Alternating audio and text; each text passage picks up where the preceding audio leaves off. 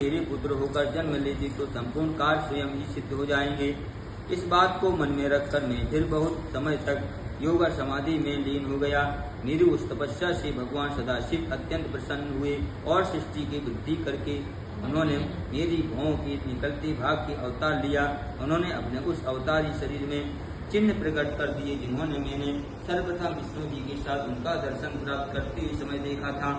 इस प्रकार उन्होंने मेरी सहायता करने हेतु अवतार लिया। ब्रह्मा जी बोले, हे नारद, भगवान सदाशिव इस रूप में प्रकट होकर मुझे से कहने लगे, हे ब्रह्मण, यदि आप हमें आज्ञा दे तो वेदानुकूल कार्य करें। मैं ऐसी सुपुत्रों को पाकर अपने मन में फूला नहीं समा रहा हूँ। अस्तु, मैंने उनको कहा, जब तुम जैसे मेरे पुत्र उत्पन्न हुए हैं तो मेरे संपूर्ण मनोरथ निश्चय ही पूर्ण हो जाएंगे। मैं वेद के अनुसार तुम्हारे जो 11 नाम हैं उन्हें बताता हूँ। मन्यु मनु, महानिषद, महाशिव, कृतध्वज, उग्ररता, भवकाला, वामदेव तथा व्रत तुम्हारी 11 रुद्र रूपिणियों के नाम इस प्रकार होंगे।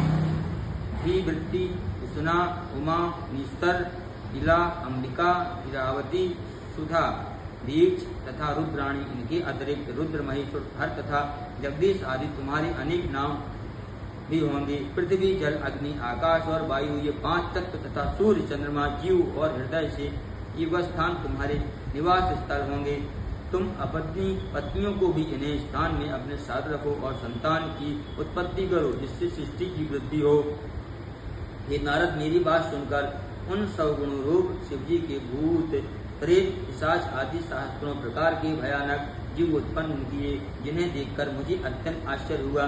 तब मैंने भयभीत होकर तुमसे कहा, तुम इस संतान को इसी समय नष्ट कर दो तथा श्रेष्ठ पुत्र उत्पन्न करो। यह सुनकर उन्होंने उत्तर दिया, हे ब्राह्मण, जिन